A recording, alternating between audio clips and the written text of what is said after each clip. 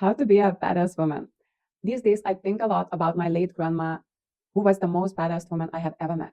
Shira Seven would be same level of, or even innocent comparing to her. Everyone remembers my grandma. We all remember her phrases. She was just very blunt, very out there person, very outspoken and unforgettable. The lessons that I learned from her and I want to share with you is something that I believe can help us to embody this badass woman. She never told me these things, but this is something I saw and I realized that I saw. So, number one thing was that she never cared about the small things. I always observed how she prioritized the important things, what was important for her, and the small things. For example, she didn't care about fashion. She never dressed up and she just let it be. She never said, "Oh, I don't dress up." No, she just let it be because that was not her thing. So she could really thrive in those big things for her. And you might be a completely different person, and for you, that's a priority. So you would have to prioritize that and just let something that is not important to you not to be perfect. The second thing that took me a while to define in my mind was related to men. She was married to an amazing man for more than 50 years. She has 5 children. What stood out from that for me was that she never was rescuing men.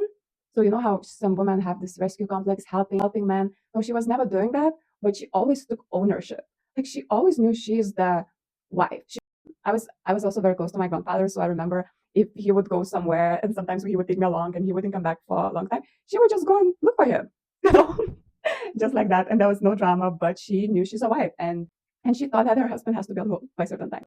Again, this is controversial, and these days it would be controlling, but actually it wasn't. My grandfather was a free man. He could go do what he needs to do, but he had to be home by the nighttime, and he always was. The third thing that really stood out for me was that she was always proud. She was proud of herself, of her kids, and of us, her grandkids. So wherever we're going in public, she always was making us to go to church and all that. But she was so proud of her grandchildren without us doing anything. She thought that we are the best, we are the cutest, we are the beautiful kids. And she always was proud of our cheeks. She was just proud. And the picture that I'm painting that she was overly cute person, no, she wasn't. She was really not the cute grandma that you imagine. She was a badass. But as I was going through life, I realized that this is something that is very rare for a woman just to be proud of everything she has in her life. So this is something to learn from my grandmother. Just whatever you have in your life, you have to be proud of it. You have to celebrate it, embrace it, and value it.